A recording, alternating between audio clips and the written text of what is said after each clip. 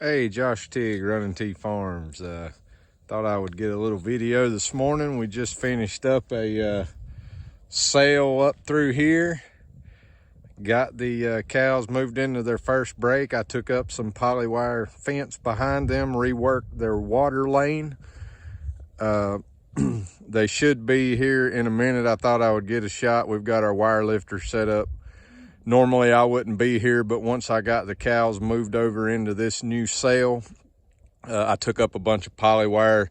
I don't know if you can see, it's hard to see there, but there's a water lane right down the edge of those woods. Got a couple of cows. They're kind of in the shade, in the shadow there, so I'm not sure if you can, they're going to show up in the video.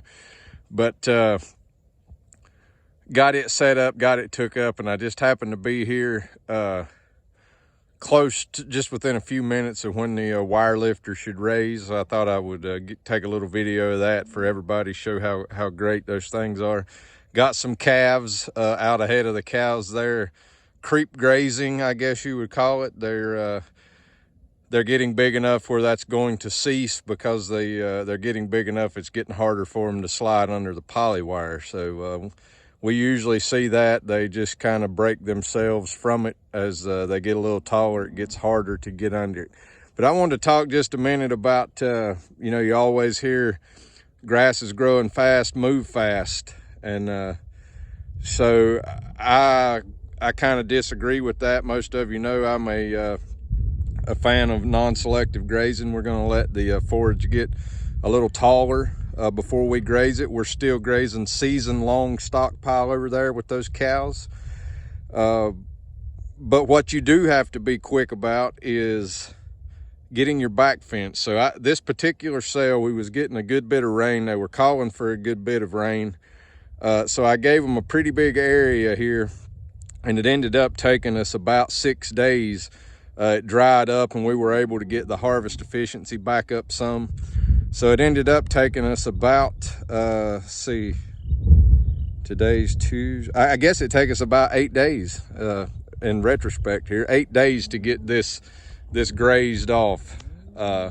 It's an odd shaped, the boundary on this side is kind of odd shaped. So we made us a straight line up through here. We knew it was going to be wet for several days. We gave them some big breaks when it dried up.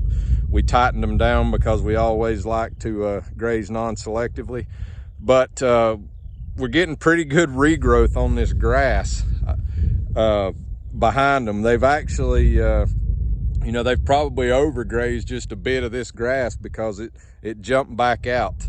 So going forward here, while we've got such quick grass growth, we're only grazing in 3-day sales. So every 3 days we will move them 4 times a day. So I've got 12 breaks set up all the way up through there. That's a 3-day grazing sale, and with access to water, we'll move them over and they will no longer have access to this cell after 3 days.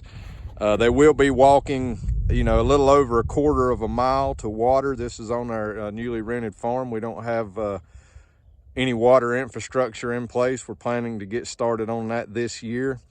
But you always hear people talking about all cattle can't walk more than 600 feet to water.